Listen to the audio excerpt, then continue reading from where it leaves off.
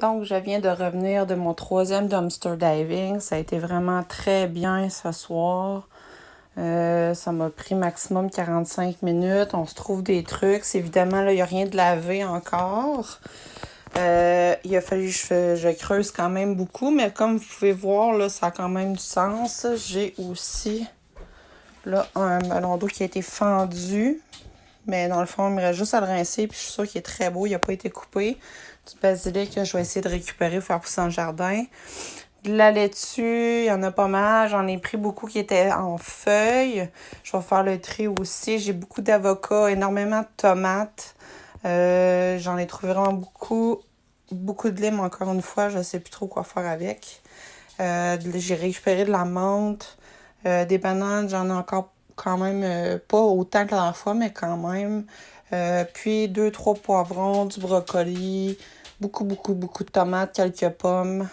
Et voilà. Fait que, puis des raisins, c'est vrai.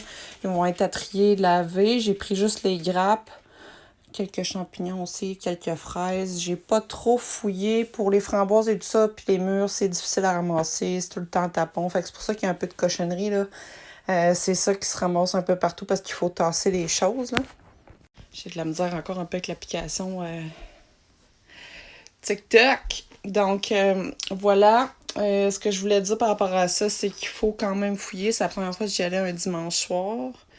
Ça a valu la peine. Il y avait, exemple, 4 bacs. Souvent, ce que je me disais, par exemple, c'est j'y allais le plus vite possible. Là, maintenant, je sais que j'y vais après les heures d'ouverture, donc il n'y a pas vraiment d'achalandage. Quand je vois un bac avec beaucoup de pleurs d'ananas, des choses comme ça, ben il y a des choses en dessous. C'est sûr que s'il y a des tomates, elles sont pas tout le temps toutes écrasées, au fait. On prend pas ceux qui sont écrasés, mais il y a quand même possibilité de trouver beaucoup de fruits et de légumes. Puis j'y vais dans les températures actuelles parce que c'est en bas de 15, puis ça n'a pas le temps vraiment d'avoir de la chaleur dans les bacs et tout ça, ça reste au frais. Ça fait que ça permet de garder la bouffe plus longtemps, puis qu'elle ait de meilleure qualité. C'est sûr qu'en plein été, en pleine canicule, je n'irai pas faire le ramassage de déchets alimentaires, de légumes et de fruits. Donc, ça va être plus à l'automne, fin d'été, automne, hiver, puis printemps, puis un petit peu de début de l'été. Mais sinon, quand il fait trop chaud, c'est pas une très bonne idée.